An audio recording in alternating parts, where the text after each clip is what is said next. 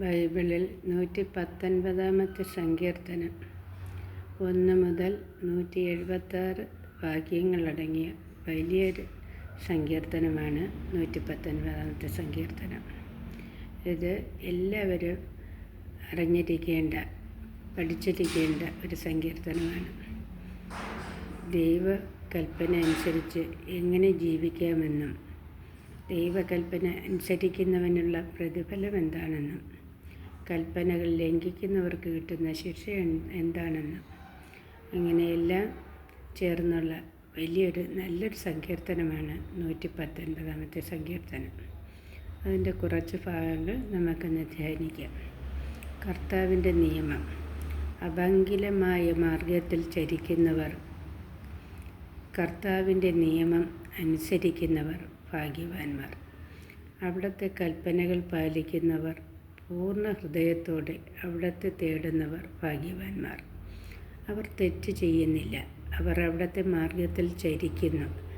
അങ്ങയുടെ പ്രമാണങ്ങൾ ശ്രദ്ധാപൂർവം പാലിക്കണമെന്ന് അങ്ങ് കൽപ്പിച്ചിരിക്കുന്നു. അങ്ങയുടെ ചട്ടങ്ങൾ പാലിക്കുന്നതിൽ ഞാൻ സ്ഥിരതയുള്ളവനായിരുന്നെങ്കിൽ, അപ്പോൾ അങ്ങയുടെ കൽപ്പനകളിൽ ദൃഷ്ടി ഉറപ്പിച്ചിരിക്കുന്ന എനിക്ക് ലജ്ജിതനാകേണ്ടി വരികയില്ല.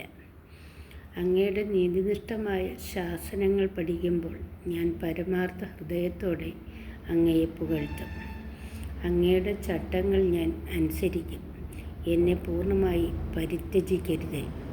യുവാവ് തൻ്റെ മാർഗം എങ്ങനെ നിർമ്മലമായി സൂക്ഷിക്കും?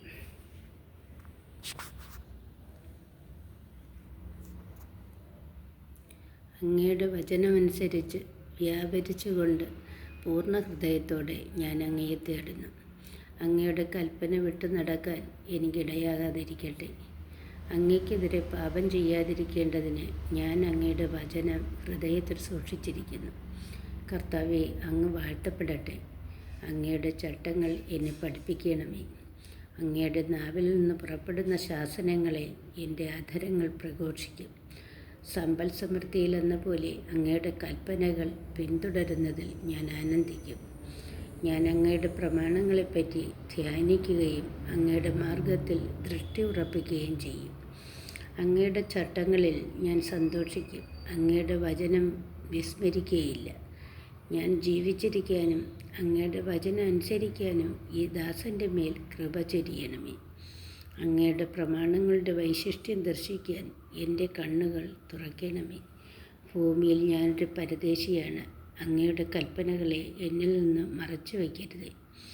അങ്ങയുടെ കൽപ്പനകൾക്ക് വേണ്ടിയുള്ള അഭിനിവേശം നിരന്തരം എന്നെ ദഹിപ്പിക്കുന്നു.